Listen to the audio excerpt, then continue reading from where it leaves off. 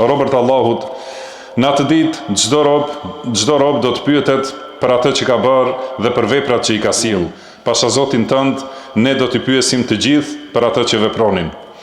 Nga Abdullah ibn Mas'ud radhiyallahu anhu transmetohet se pejgamberi sallallahu alaihi wasallam ka thënë: nuk do të lëvizin këmbët e birit të Ademit në ditën e Kiametit para Zotit të tij, derisa të pyetet për 5 gjëra: për jetën e tij, se ku e kaloi, për rininë e tij, se si e shpenzoi, për pasurinë e tij, nga e fitoi dhe ku e shpenzoi, dhe çfarë veproi me dijen që kishte. Transmeton Tirmidhiu dhe Albani e bën Hasan li ghayrihi.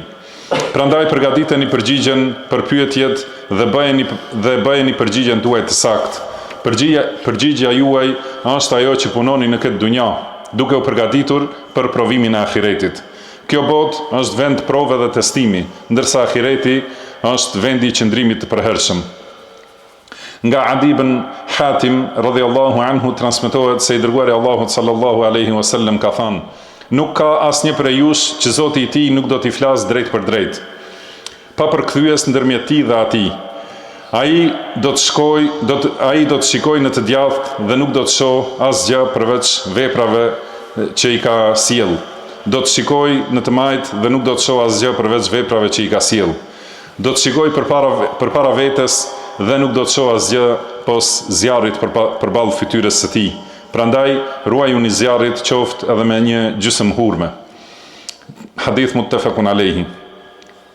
O robërt Allahut, a dëshironi të jeni prej atyre që në ditën e Kiametit përgëzohen me xhenetet e begatisë dhe me banesën e përhershme përjetësisht, apo dëshironi të jeni prej banorëve të zjarrit dhe të dënimit të dhëmshëm?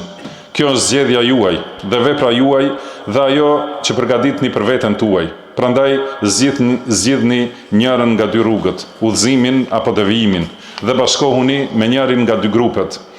Ka thënë Allahu i lartësuar: la yastawi ashabun nari wa ashabul janna, ashabul jannati humul faizun. Nuk janë të barabartë banorët e zjarrit dhe banorët e xhenetit. Banorët e xhenetit janë fitimtarët.